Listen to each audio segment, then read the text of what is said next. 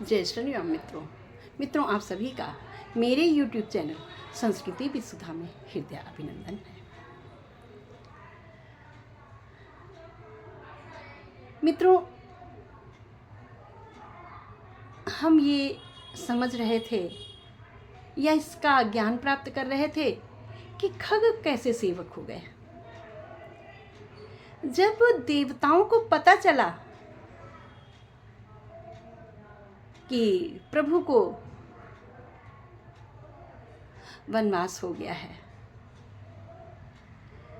प्रभु वनवासी हो गए हैं, तो देवतागण पक्षियों का, वानरों का, भालुओं का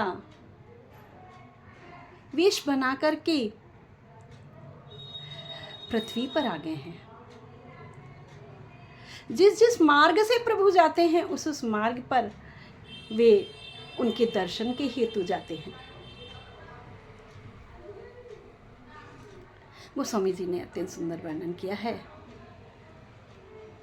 खग मृग मधुकर तनु धरि देवा, आई करहि रघुनायक सेवा। पक्षियों के रूप में, पशुओं के रूप में शरीर धारण करके देवता लोग ईश्वर की, मेरे प्रभु श्री रामचंद्र जी की सेवा करने के लिए आए हैं। क्यों? क्या मनुष्यों में कोई सेवक नहीं मिल रहा था? इसलिए क्या प्रभु ने की सेवा करने के लिए देवताओं ने पशु पक्षियों का रूप धारण किया है? क्यों धारण किया है? क्योंकि जो कैकेयी ने किया ना, कोई नहीं जानता था। यद्यपि करवाया गया था, इस बात का ज्ञान था देवताओं को, फिर भी त्रिया की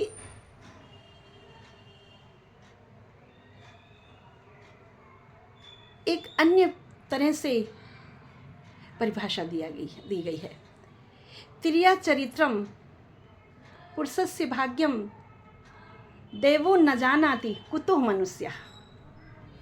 त्रिया चरित्रम पुरुषस्य भाग्यम देवो न जानाति कुतः मनुष्यः।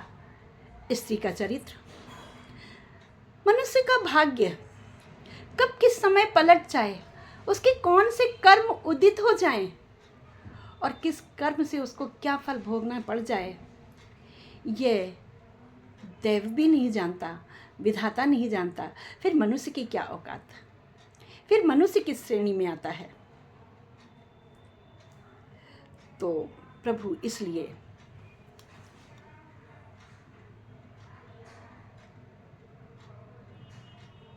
खगमृग से पूछ रहे हैं।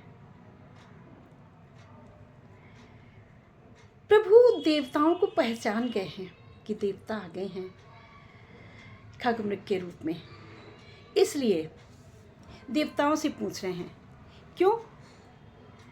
क्योंकि जब प्रभु मारीच को मारने गए हैं, मृग को मारने गए हैं, उस समय लक्ष्मण नहीं थे कुटिया में। आसपास वृक्षों पर खग ही बैठे थे, फूलों पर भौरे मंडरा रहे थे। वृक्षों पर वानर समूह था, इसलिए उनसे पूछा है। अब हम किससे और क्यों पूछेंगे, किस लिए पूछा है, इसकी एक बहुत छोटी सी कहानी है, जानते हैं अपने अगले वीडियो में। बने रहिएगा मेरे साथ। बोलो राजा रामचंद्र की जय, पवन सुत हनुमान की जय, भैया लखन लाल की जय।